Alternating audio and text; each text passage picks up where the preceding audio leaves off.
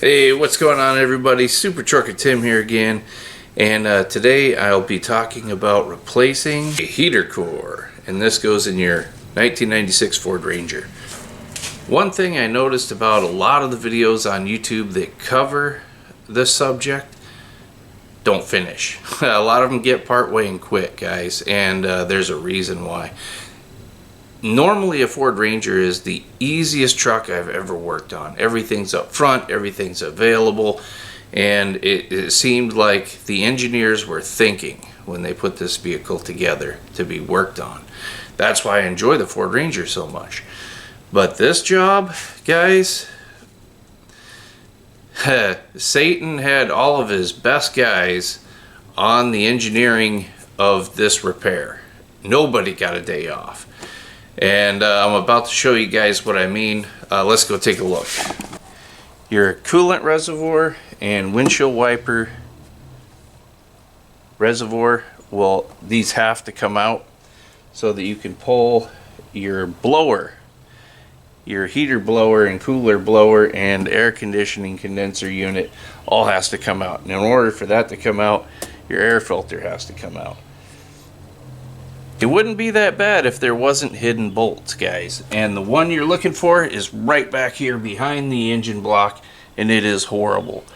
To get to, you have to buy a special 7/16 box end wrench that repeats like this so you can get in there to get the head of that stupid bolt off, because there isn't room for a socket in a regular socket wrench.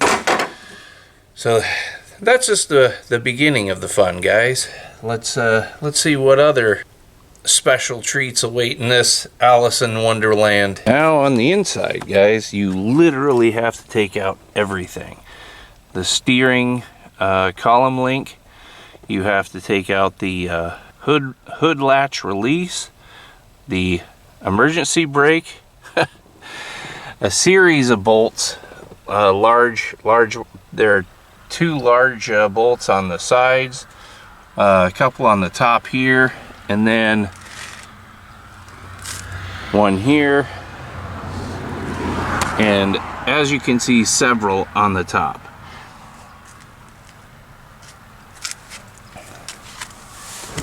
And that, guys, is just to get to this box right here. All right, because this box has to come all the way out so that the heater core can come straight up, and that means everything has to be released, all the electrical. So you have to remember where all your bolts and your nuts go and your electrical connections, and hook everything back up. This is the worst job I have ever done on a Ford Ranger. It's ridiculous. And the part they don't tell you about is your actuators. Now these come unplugged, right, guys? Now this was killing me because I could not understand when I did plug this in why my actuators were not working, and I could not go to different functions on my heater. Hot and cold was not working, and the different positions on the heater were not working, and that's because not only it's vacuum powered, guys. This is vacuum powered, the actuators. Not only do you have to plug this one in, but this is your feed right here. You have to follow your feed all the way back, and there's another actuator right there for your hot and cold, and right underneath that is your actuator feed, and you have to make sure that's plugged in, or you're not going to have functions in your heater. Ridiculous. All this has to be plugged in and secured, and that's not counting the electrical. And that was just getting started, boys and girls. Now we've got all of these brackets and siding pieces and all this crap that's got to go back. Talk about fun.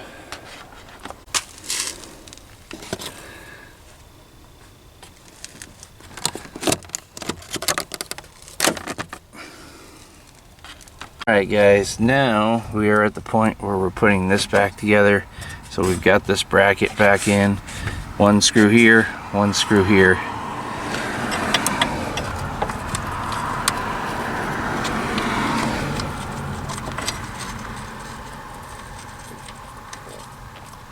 And we've got 4 screws here, 1, 2, 3, 4, that will go in. And that is when this piece will come in, and you will have to reconnect your airbag, and that's this sensor right here.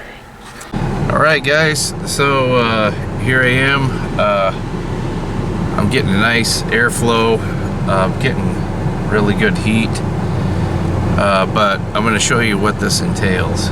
This is really huge, okay? So you're looking at, I've got everything back together, you're going to have to take this off.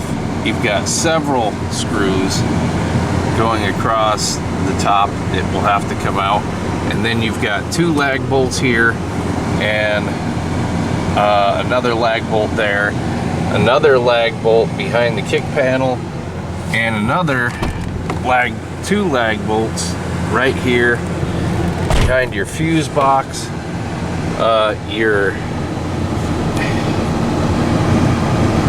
Your hood release will have to come off. The steering column linkage will have to come out. Emergency brake will have to come off. And then you've got, here's another big one. There's a screw back here that will screw you literally if you miss it, guys. There's another support back in here that you have to get. You have to take that out. And then that whole box that sits back here, there are several screws that have to come out in order to pull everything loose. Hey guys, this was the worst repair I've ever had to do on this vehicle. It ended up being a lot. I finally got it done, but it was a lot. The worst part about this is, guys, is I've been to 26 states, and that includes Hawaii and Alaska, and the only state that I never needed a defrost in was Hawaii. So unless you live in Hawaii, you have to have heat and defrost in your vehicle, and that includes Florida. That's where I am now. I have to have it. So this repair is extremely difficult, guys. It was tough. I finally got it done. I'm not going to say go to a dealer, because I hate repair shops. Hate them. They're going to charge you a ton for this, but you need it. So yeah, you have to pull out this whole steering column and do a god-awful series of work after that. All I can say is I'm sorry.